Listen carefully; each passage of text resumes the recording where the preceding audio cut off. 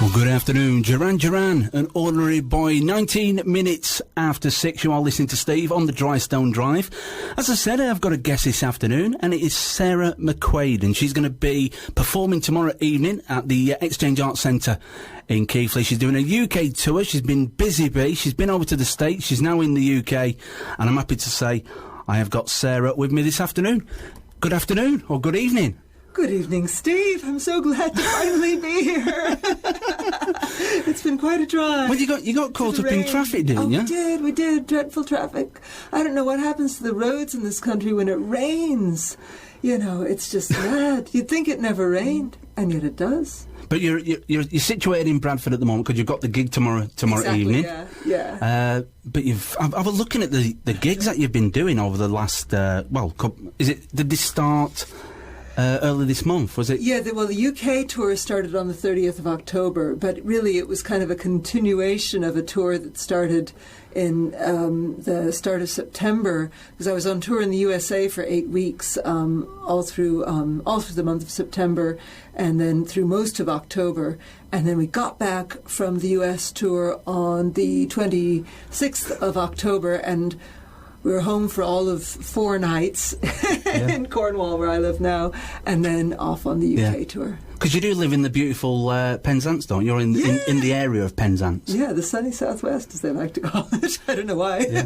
It hasn't been sunny there just lately, but it's a beautiful part of the country. I love living there. Yeah. Just between Penzance and Land's End is where I am. Yeah. I'm going to say, do you find it a fantastic place for inspiration and writing?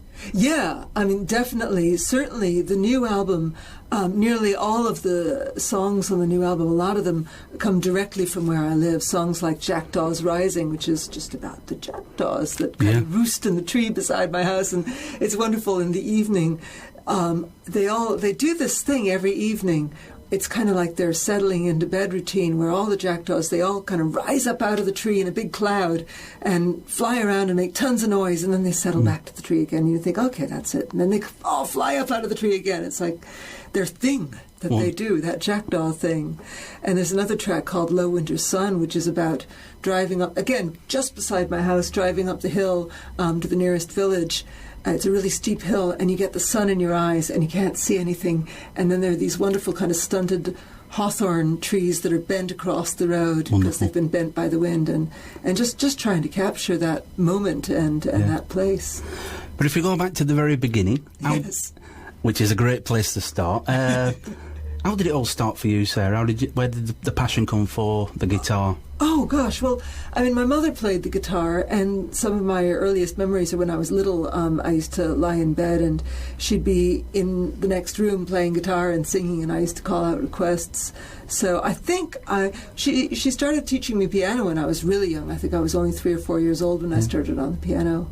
And then I started on the guitar. I guess I must have, probably when I was kind of big enough to hold it, when I was around 8 or something, and got really excited about the guitar, and never took formal lessons, actually, but kind of learned things from pretty much every other guitarist I came across. And my uncle and my cousins all play the guitar, so they taught me a bit as well. Because you were born in Spain, wasn't you?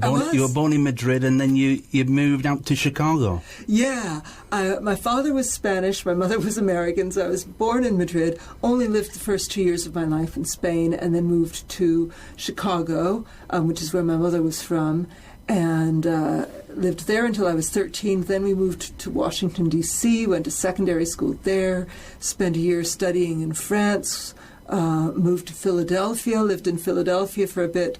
My mother and stepfather, meanwhile, moved to England, because my stepfather's English. Yeah.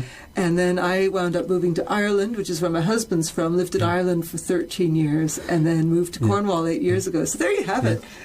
Because initially... Simple, really. I know, because initially I was, doing a bit of research this afternoon, and I didn't realise that you were a music journalist, weren't you, initially? I was, yeah. Gosh, you've done your research very thoroughly, indeed. Yeah, when I was in Ireland, I wrote a regular column for a daily newspaper called the Evening Herald, and wrote music reviews and a few theatre reviews and things as well for them.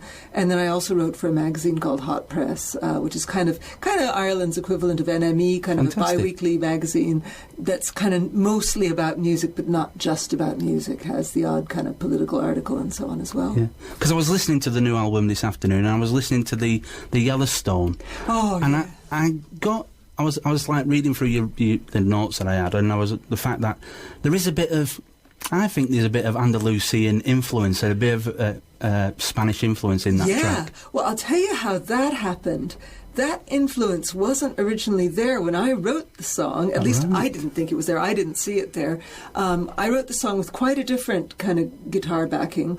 And then when I went into the studio to record it, my cousin Adam, who's the producer, said, I think we'll get Dan Lapel in to play on that one. And Dan Lapel is this wonderful kind of classical guitarist who does this beautiful kind of Spanish guitar, quite kind of bossa nova jazz influenced as well. Yeah. And he played this beautiful thing on it, and Adam heard it and said, oh, that's lovely. We'll just use that. We'll get rid of Sarah's guitar. I kind of had to leave my ego at the door a bit. It was very nice. It is very nice, though.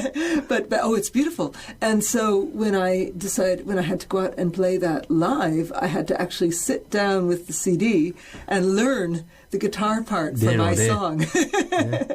But I did. I learned it. I'm sure I don't play it as beautifully as Dan Lapel plays it, but I've learned to play it. Fantastic. Would you like to play for us? Would you like to play something for us first? Yeah, go on then. Let's see. Miraculous. I mean, my guitar is still in tune. I was a little bit worried because the temperature was freezing out in the van, and now it's quite warm in this lovely, cozy studio. But I think it's all right. So I'll play The Silver Lining. Excellent stuff. Sarah Mcquaid. I am constantly amazed by the providential nature of the choices that I didn't think I made. Sometimes it's good to miss the boat. The ship that sails could fail to float. The job that you were after was a trap, and you'll be happier without it. I don't mind the sun not shining. I can see the silver lining through the rain. There's no method to my madness, and I can't help feeling sad. Things don't turn out quite the way I thought I planned them. But when I look back on my life, I see things in a different light. Nothing's ever wasted, 'cause one day you might be grateful that you did it. I don't mind the sun not shining. I can see the silver lining through the rain. We've been through some heavy weather, running hard and falling far behind.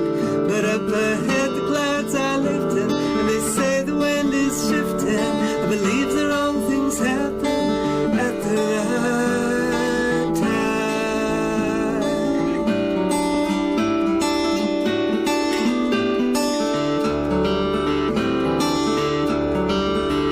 I don't mind the sun not shining.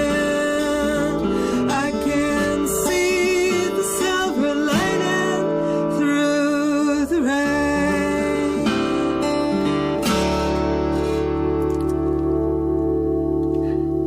Wonderful stuff. Thank you so much, Steve. No, thank you.